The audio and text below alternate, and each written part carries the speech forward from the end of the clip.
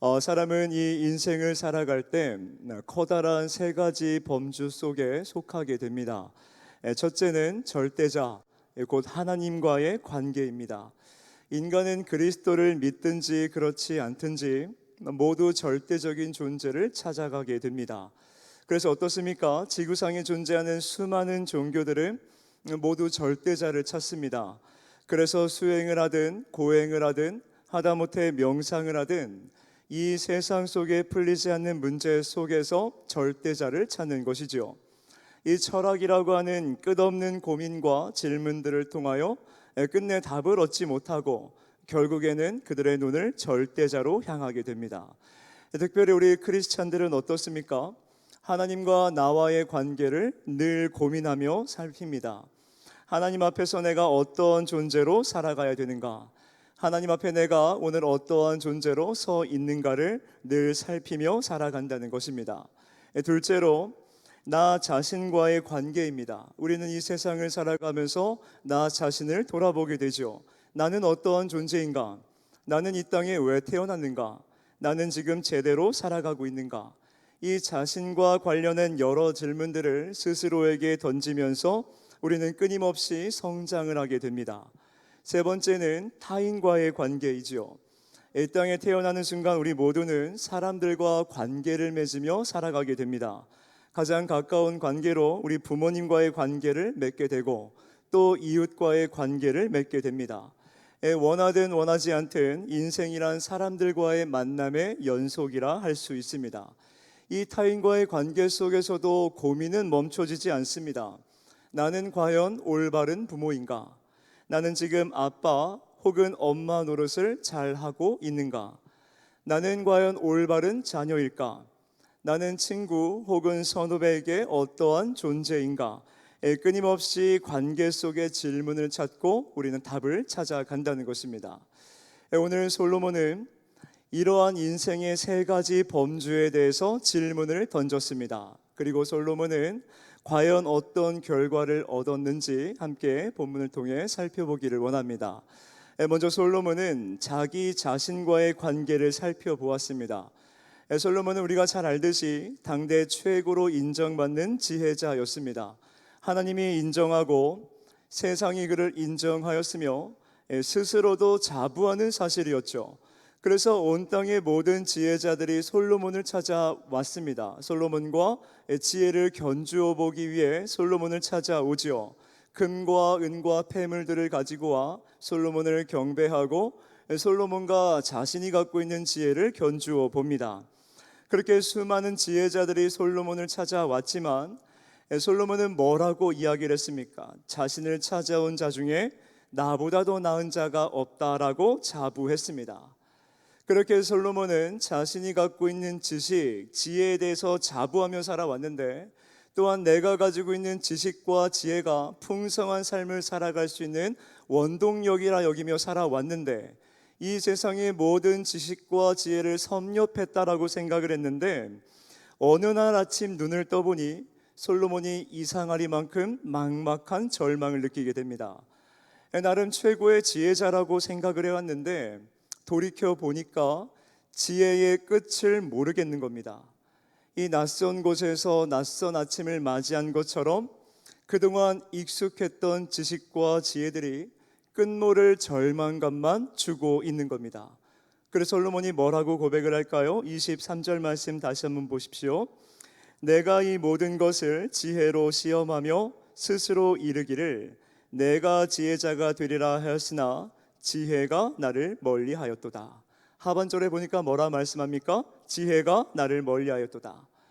솔로몬은 수많은 지혜서와 연구들을 통하여서 지식의 세계를 탐닉했습니다. 그래서 마침내 최고의 자리에 오르게 되죠. 그런데 어느 순간 이 망망대해와 같은 지혜의 바다 앞에서 절망을 느끼게 됩니다. 이 무한한 세계 속에서 자신이 갖고 있는 지혜가 너무나 보잘것없고 유한한 지식에 불과했구나, 이 사실을 깨달으며 솔로몬은 절망감을 느끼게 되는 겁니다. 이 솔로몬이 느낀 절망감은 이렇게 생각해 보면 쉽습니다. 한번 생각해 보십시오. 이 지구와 태양과 달과 우주에 있는 모든 행성과 유성들이 무질서하게 던져져 있는 것 같지만 실제로 정확한 비율과 논리대로 움직여지고 있습니다.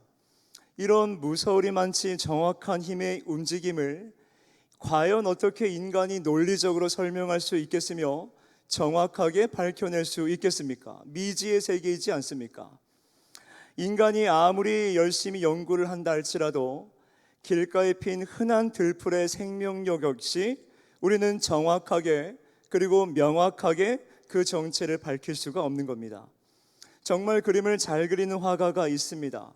이 자연 세계를 너무나 생동감 있게 잘 그리는 화가가 있습니다. 그렇다 할지라도 이 화가가 봄의 새싹의 아름다움과 이 여름의 푸르름과 가을의 단풍의 아름다움과 겨울의 새하얀 아름다움들을 어떻게 해석하고 어떻게 해명해낼 수 있겠습니까? 어떤 과학자가 온 우주의 그 오묘함을 밝혀낼 수 있겠습니까? 우리가 갖고 있는 지식과 지혜로는 밝혀낼 수 없는 세상이 너무나 많이 있습니다. 이런 맥락에서 유명한 가양의 설교자인 찰스 스윈돌 목사님은 이런 말씀을 하십니다. 참 지혜는 하나님의 눈으로 세상을 볼 줄 아는 것이다. 정말 정답 아닙니까? 인간의 눈으로, 인간의 지혜로, 인간의 지식으로는 언제나 한계가 있습니다. 유한하기 때문에 그렇다는 것이죠. 최고의 지혜자였던 솔로몬이, 최고의 지혜자로 자부심을 여기며 살아갔던 솔로몬이 이 인생을 살다 보니까 내가 가지고 있는 지식, 내가 갖고 있는 지혜, 이런 것들을 자부하며 살아왔는데 어느 날 문득 돌아보니 한계성을 발견한 겁니다. 이 지혜가 결국은 한계가 있는 것이구나. 내가 갖고 있는 지식도 결국엔 한계가 있는 것이구나. 우리가 흔히 세계관이라고 하는 말을 사용합니다. 이 세계관이라고 하는 말은 이 세상을 바라보는 눈이라는 말입니다. 그래서 직업에 대해서, 세상에 대해서, 정치에 대해서, 환경에 대해서 우리가 가지고 있는 시선으로 이해하고 해석하는 이 렌즈와도 같은 것이 바로 세계관이라는 말이죠. 솔로몬은 여태껏 자신이 가진 지혜로 이 세상을 들여다보았는데, 그래야 내가 이 세상을 해석할 줄 알고 세상을 섭렵했다라고 생각을 했는데 어느 날 눈을 떠보니까 이 세상을 도무지 알 수가 없는 겁니다. 내가 갖고 있는 지식으로, 내가 갖고 있는 지혜로 이 인생이라고 하는 것을 내가 정립할 수 없는 거구나. 그래서 솔로몬은 뭐라고 고백을 할까요? 24절 말씀입니다. 이미 있는 것은 멀고 또 깊고 깊도다. 누가 능히 통달하랴. 솔로몬이 뭐라고 고백합니까? 도대체 누가 이것을 통달할 수 있겠느냐? 알 수 없다는 겁니다. 우리가 갖고 있는 지식, 우리가 갖고 있는 지혜로는 이 세상 모든 이치를 깨달을 수 없다 말을 하고 있습니다. 또한 여기서 멀리 있다라고 하는 말을 하고 있는데, 이 멀리 있다라고 하는 말은 모르겠다는 뜻입니다. 그러니까 그동안 내가 갖고 있는 지식, 지혜로 이 세상을, 이 인생을 안다라고 생각했는데, 안다라고 자부를 했는데 잘 모르겠다. 더 나아가서 내가 가지고 있는 지혜와 지식이 이 세상을 알고 이 인생을 알아가는 데 도움이 될 줄 알았는데 하나도 도움이 되지 않더라. 이것을 솔로몬이 깨닫게 되는 겁니다. 이 사실을 깨닫게 되니 솔로몬에게 어떠한 감정이 찾아옵니까? 깊은 절망감입니다. 내가 갖고 있는 지식, 내가 갖고 있는 지혜로 인생을 알 수 없구나. 이 세상을 알 수가 없구나. 도대체 누가 이를 통달하랴. 솔로몬에게 깊은 절망감이 찾아왔습니다.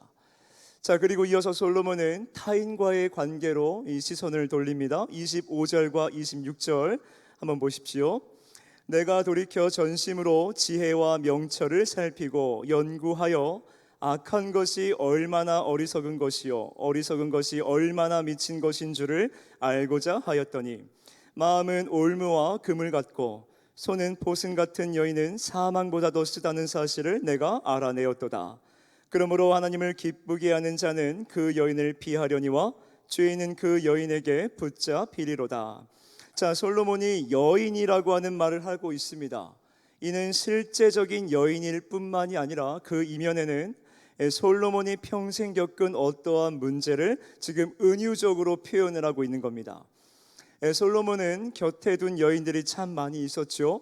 열왕기상 11장 말씀을 보게 되면 솔로몬 왕이 바로의 딸 외에 이방의 많은 여인을 사랑하였으니 왕은 후궁이 700명이요 첩이 300명이라 기록을 하고 있습니다. 이는 어떠한 성적인 탐닉을 말하는 것이 아니고 다양한 문명권의 여인들과 이 평생에 걸쳐서 교제를 나누고 교제를 하며 살았다는 것을 이야기하고 있는 겁니다. 원래 히브리 사람들은 이방 여인과 결혼을 하면 안 됩니다. 순수 히브리 혈통주의 때문이다 라고 말을 하고 있는데 그 이면에는 하나님의 분명한 의도가 있었습니다. 이 이방 여인과 결혼을 한다라고 하는 것은 단순히 피가 섞이는 문제가 아닙니다. 단순히 혈통이 섞이는 차원의 문제가 아니라는 것이지요. 이방 여인들이 섬기던 신을 수입해 오는 것을 이야기합니다. 이 섬기는 신이라고 하는 것은 무엇을 담고 있습니까? 그 나라의 가치와 그 나라의 문화와 그 나라의 철학들이 담겨져 있는 법입니다. 그러니까 이방신이 유입된다라고 하는 것은 단순한 문제가 아닌 것이지요. 이방 문화를 들여오는 것이고 이방의 철학들을 들여오는 것이고 이방의 가치와 인식 세계를 받아들인다라고 하는 것입니다. 혈통의 문제가 아니지요. 결국은 종교 혼합주의를 낳을 수밖에 없는 것입니다.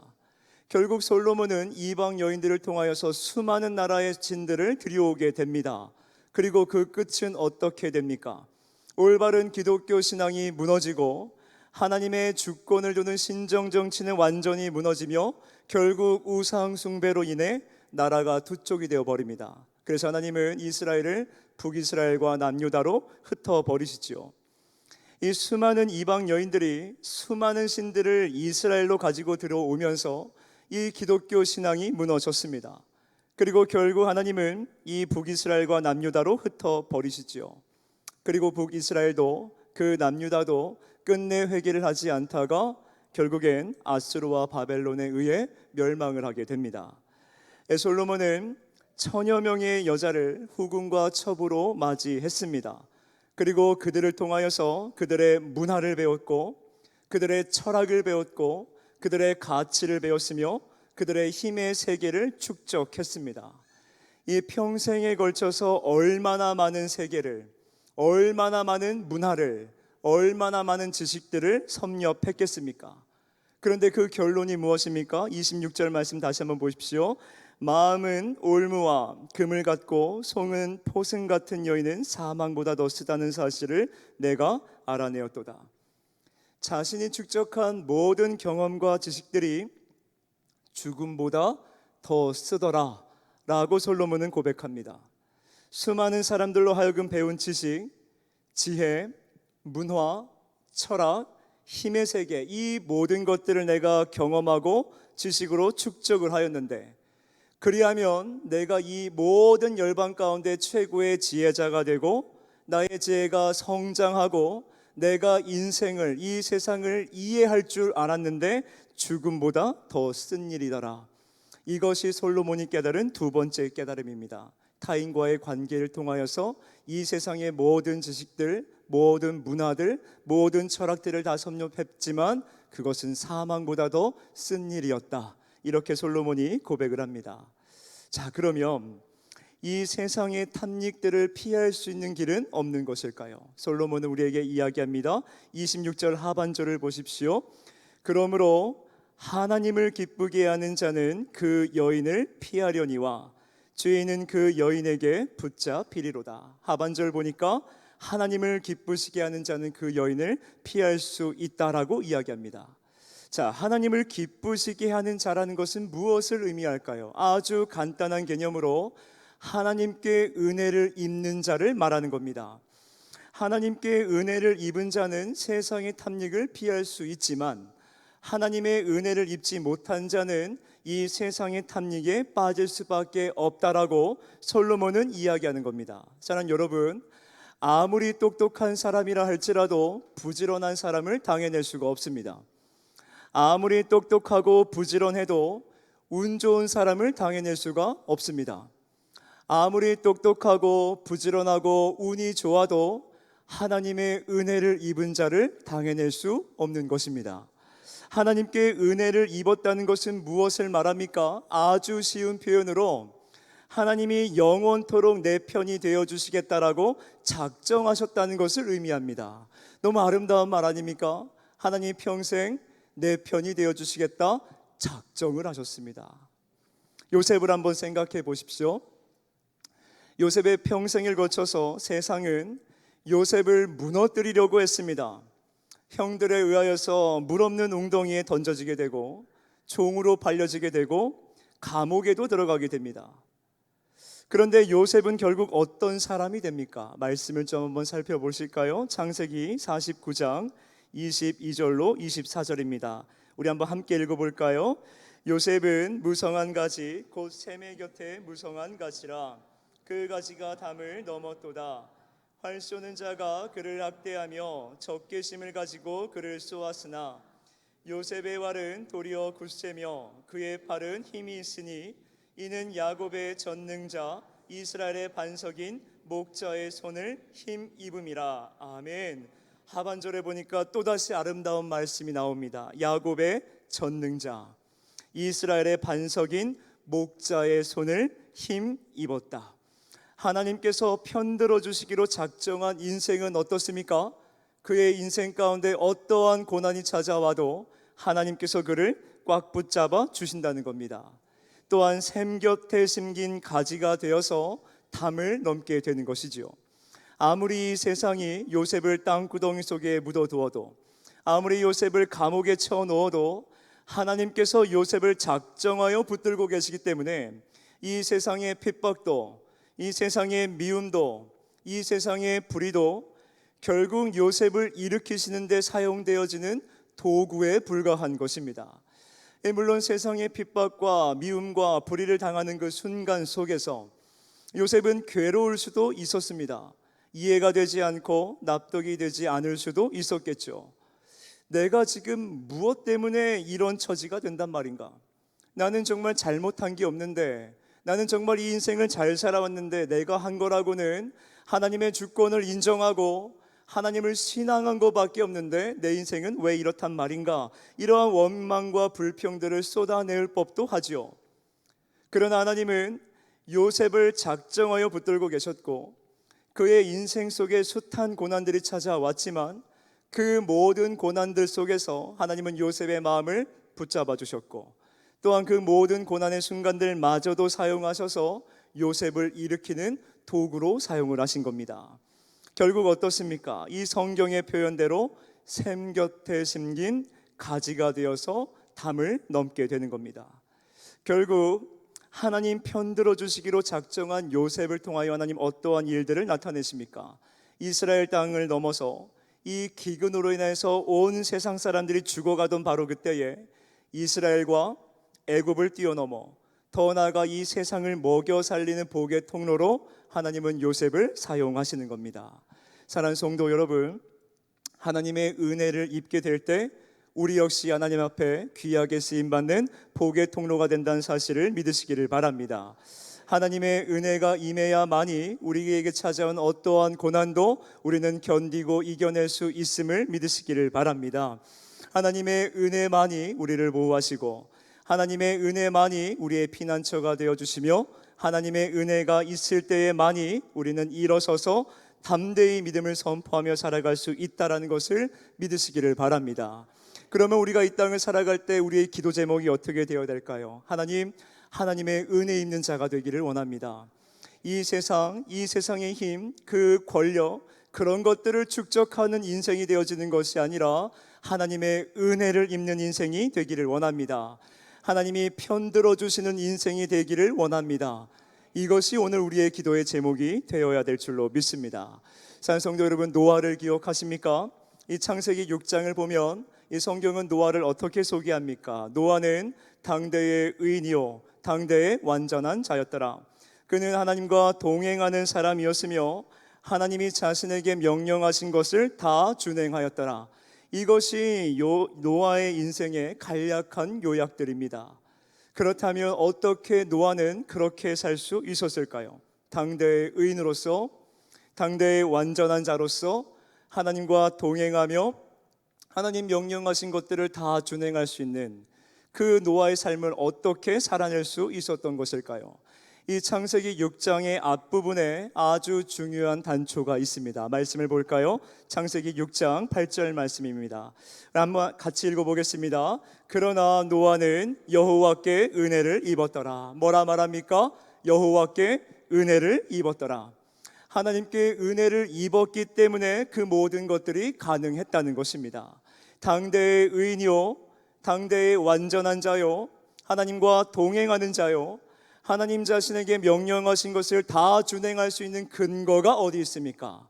하나님의 은혜에 있다는 것입니다.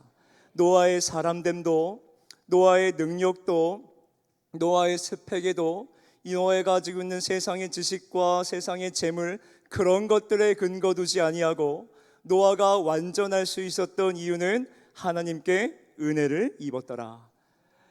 사랑하는 성도 여러분, 우리가 하나님께 은혜 있는 자가 되기를 소망합니다. 자, 솔로몬은 이 사실을 깨달은 겁니다. 내가 아무리 지혜가 있다 한들, 내가 아무리 이 수많은 세계를 경험하고 수많은 세계의 지식을 얻었고 많은 재물들을 얻었다 할지라도 하나님의 은혜가 임해야만이 온전할 수 있는 것이구나. 이것이 솔로몬이 인생을 살다 깨달은 깨달음입니다.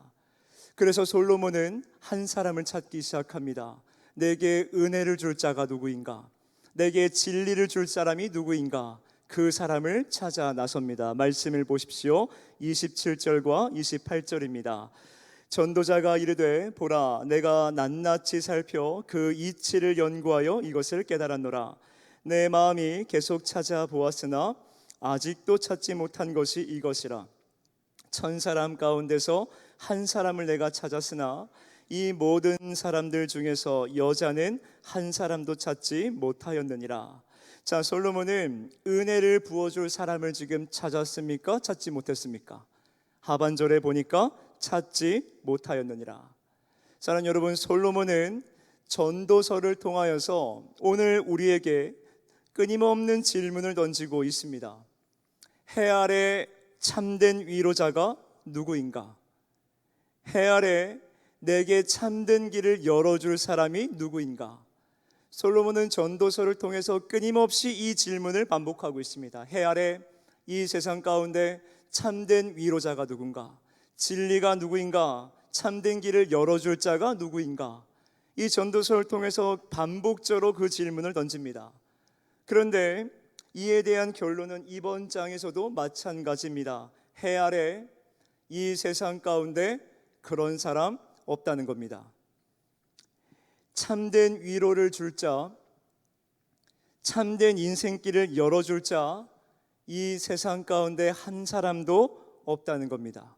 이 로마서 3장의 말씀과 일맥상통하지 않습니까? 기록된 바 의인은 없나니 하나도 없으며, 이 세상 가운데 그 무엇도 참된 위로자가 되어주지 못합니다.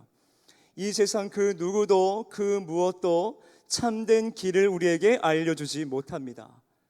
어떻게 이 인류 가운데 이러한 절망이 찾아오게 된 것일까요? 솔로몬은 그 이유까지도 우리에게 설명합니다. 29절 말씀 보십시오.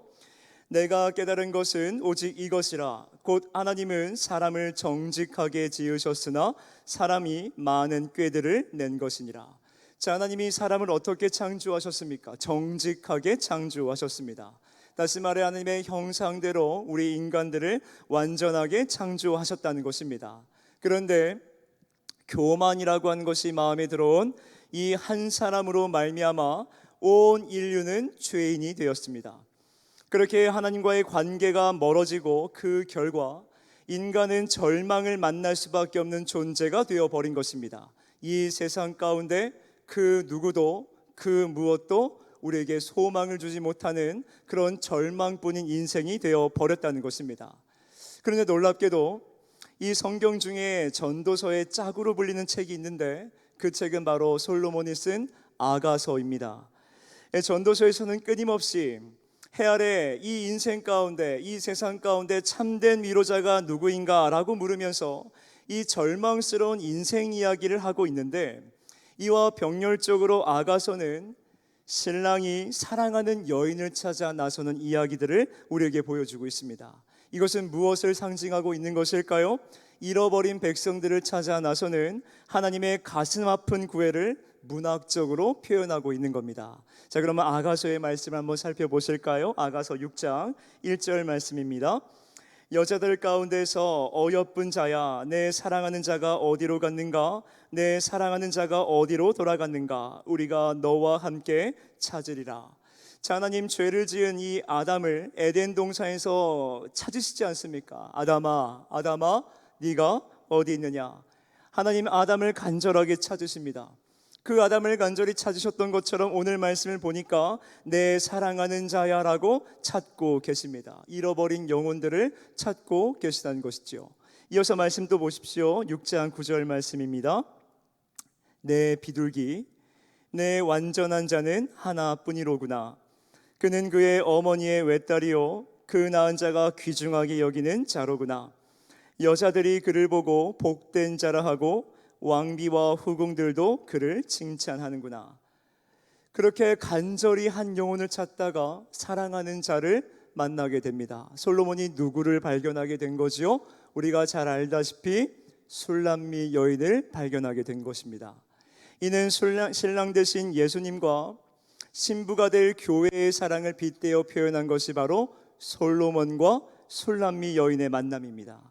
그리고 이 만남의 이야기는 어떻게 끝이 나게 될까요? 놀랍게도 이 이야기의 끝은 로마서를 통하여서 끝이 나게 됩니다. 말씀 보십시오. 로마서 5장 12절입니다. 그러므로 한 사람으로 말미암아 죄가 세상에 들어오고 죄로 말미암아 사망이 들려왔나니 이와 같이 모든 사람이 죄를 지었으므로 사망이 모든 사람에게 이르렀느니라. 18절입니다.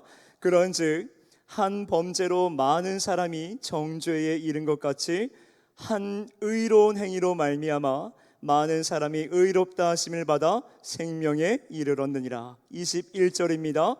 이는 죄가 사망 안에서 왕노릇한 것 같이 은혜도 또한 의로 말미암아 왕노릇하여 우리 주 예수 그리스도로 말미암아 영생에 이르게 하려 함이라. 여기서의 한 사람, 첫 번째 아담을 가리킵니다. 그 아담의 범죄로 많은 사람이 사망에 이르게 되었습니다. 절망뿐인 인생이 되었다는 것이죠. 그러나 한 의로운 행위, 그 의로운 행위로 말미암아 다시 많은 사람들이 생명에 이르게 됩니다. 절망에서 소망을 품게 된 것입니다. 그 소망의 근거가 어디 있습니까? 예수 그리스도로 말미암아 영생에 이르게 되었다. 이 영생이라고 하는 것은 무엇입니까? 오래 사는 것을 말하는 것이 아니라 풍성한 삶을 말하는 것입니다. 이 인간이 본질적인 문제, 이 영혼의 문제, 죄의 문제를 해결할 수 있는 것은 이 세상 가운데 그 무엇도 그 누구도 될 수가 없습니다. 이 절망뿐인 인생, 이 죄인들의 인생 가운데 소망이 되는 것은 무엇입니까? 한 사람의 의로운 행위, 그 예수 그리스도의 십자가 대속만이 우리의 구원의 문제를 해결해 주고 우리의 영생의 문제를 해결해 주며 우리의 죄의 문제를 해결할 수 있다는 것입니다. 예수 그리스도만이 우리에게 소망이 되시고 예수 그리스도만이 우리에게 생명이 되신다는 겁니다. 지금까지의 모든 말씀을 정리하면 이런 겁니다. 솔로몬은 지혜의 한계 앞에서 절망하게 됩니다. 자신이 갖고 있던 지식과 지혜 앞에 절망하게 됩니다. 자신이 가지고 누렸던 지식과 재물 앞에 절망을 하게 됩니다. 또한 수많은 여인들을 탐닉하면서 온 세계를 섭렵을 했습니다. 그것으로 인해 좀 자유로워질 줄 알았는데 그 문제 앞에서 또다시 절망을 느낍니다. 그리고 깨달은 것은 하나님의 은혜를 입지 아니하면 이 절망에서 벗어날 수가 없는 것이구나 라고 하는 사실을 솔로몬이 깨닫게 되죠. 그래서 솔로몬은 찾아 나서는 겁니다. 누가 내게 은혜를 줄 수 있을까? 누가 나의 죄의 문제를 해결해 줄 수 있을까? 누가 나의 인생을 참된 길로 인도해 줄까? 누가 나에게 참 자유를 줄까? 이 인생 여정 속에 또다시 찾아 헤매는 것입니다. 그런데 해 아래 이 세상 가운데 그 누구도 그 무엇도 나에게 은혜를 주지 못합니다. 이 세상 그 무엇도 그 누구도 나에게 은혜를 주지 못하고 나에게 죄의 문제, 이 영생의 문제를 해결해 주지 못합니다. 그렇게 끊임없는 질문 속에 솔로몬은 마침내 절대자를 향하여 눈을 돌립니다. 인간의 한 사람의 죄로 말미암아 모든 인간들이 하나님으로부터 멀어졌지만 또 한 사람의 순종으로 말미암아 우리가 영생을 얻고 은혜를 입게 되었다. 그 한 사람으로 말미암아 이 죄의 문제가 해결되어지고 구원의 문제가 열리게 되어진다. 그 첫 번째 아담 예수 그리스도를 솔로몬은 발견하고 오늘 저와 여러분들에게 그 예수 그리스도를 소개하고 있는 것입니다. 사랑하는 성도 여러분, 이 인생 가운데 내가 모든 지식들, 모든 지혜들, 이 세상의 모든 재물들을 다 섭렵해 보았지만 그것들은 나에게 쓴뿌림에 불과했습니다. 이 지식과 지혜가 있으면 내가 이 인생을, 이 세상의 이치를 깨달을 줄 알았는데 안 되었습니다. 더 모르겠습니다. 이 모든 것들을 다 소유하고 있으면 내 영혼이 좀 자유로워지고 풍성한 삶을 살아가고 영생에 도달할 줄 알았는데 그렇지 못했습니다. 제게 찾아오는 것은 깊은 절망뿐이었습니다. 우리의 인생을 해결하고 우리의 죄의 문제를 해결하고 우리에게 영생을 허락하며 우리에게 생명을 주는 자가 누구입니까? 예수 그리스도 한 분뿐이십니다. 이 사실을 솔로몬은 오늘 우리에게 말하고 있는 것입니다. 사랑하는 성도 여러분, 오늘 이 전도서의 말씀을 통하여서 이 솔로몬의 깨달음을 통하여서 우리는 두 가지 사실을 반드시 기억해야 됩니다. 첫째, 나 자신이 얼마나 완악한 죄인이고 나 자신이 얼마나 연약한 존재인가. 나 자신은 아무런 소망이 없는 존재라는 것을 우리가 하나님 앞에 철저히 깨달아야 된다는 것입니다. 두 번째로, 그런 나에게 영생을 줄 자, 그런 나에게 영원한 생명을 줄 자, 그런 나에게 풍성한 삶을 줄 자 오직 예수 그리스도밖에 없다. 이 사실을 우리는 깨달아야 될 줄로 믿습니다. 사랑하는 성도 여러분, 이 세상 그 무엇도, 그 누구도, 그 지식도, 그 무엇도 우리에게 생명을 주지 못합니다. 이 세상 것들로부터 우리가 생명을 얻고자 하면, 이 세상의 것들로부터 우리가 풍성한 삶을 찾고자 하면 우리가 발견하고 깨닫게 되는 것은 무엇입니까? 솔로몬이 깨달은 그 깨달음, 깊은 절망뿐입니다. 그러나 우리가 눈을 돌려 우리를 붙들고 계시고 영원히 우리의 편되어 주시기로 작정하신 그 하나님께 눈을 돌리기 시작할 때 우리는 소망을 발견하게 되는 것입니다. 우리를 위하여 이 땅 가운데 빛으로 오신 그 예수 그리스도를 우리는 발견하게 되는 것입니다. 그 예수 그리스도를 발견하게 될 때 우리의 죄의 문제는 해결되어지고 우리의 영생의 문제가 주어지며 하나님께서 우리를 구원하여 하나님의 백성 삼으시고 죽는 그날까지 우리를 붙들고 인도해 내신다는 것입니다. 그렇다고 한다면 우리의 인생의 출발점이 어디로 향해야 되겠습니까? 이 세상의 재물이 아니라, 이 세상의 지식이 아니라 참 고상한 지식이신 예수 그리스도를 아는 그 지식 가운데 우리는 향해야 될 줄로 믿습니다. 그렇다면 우리의 인생의 근거는 어디에 있어야 됩니까? 내가 가지고 있는 지식, 내가 가지고 있는 지혜, 내가 가지고 있는 재물에 근거를 두는 것이 아니라 나를 여전히 붙들고 계시며 모든 숱한 고난들 속에서도 나를 붙들고 일으키시는 그 만왕의 왕이요 만주의 주가 되시는 그 예수 그리스도께 우리의 인생의 근거를 두어야 될 줄로 믿습니다. 그럼 우리의 인생의 최종 목적지는 어디로 향해야 됩니까? 우리에게 영원한 나라를 허락하시는 그 예수 그리스도, 그 예수 그리스도가 오늘 저와 여러분들의 인생의 최종 목적지가 되어야 될 줄로 믿습니다. 그러므로 사랑하는 성도 여러분, 이 세상을 살아갈 때 이 유한한 세상에 시선을 두지 마시고 우리를 영원한 편 되어 주시고 우리의 영원한 길 되시고 진리 되시고 생명 되신 그 예수 그리스도께 우리의 시선이 고정되기를 간절히 바랍니다. 우리가 예수 그리스도를 바라보고 예수 그리스도에게 인생의 목적을 두고 예수 그리스도에게 최종 목적을 두고 살아가면 하나님 우리의 영원한 편 되어 주셔서 저와 여러분들의 인생길을 하나님 은혜로 인도해 주신다라고 하는 사실을 믿으시기를 바랍니다. 하나님을 우리의 영원한 목자가 되어 주십니다. 아멘. 함께 기도하겠습니다.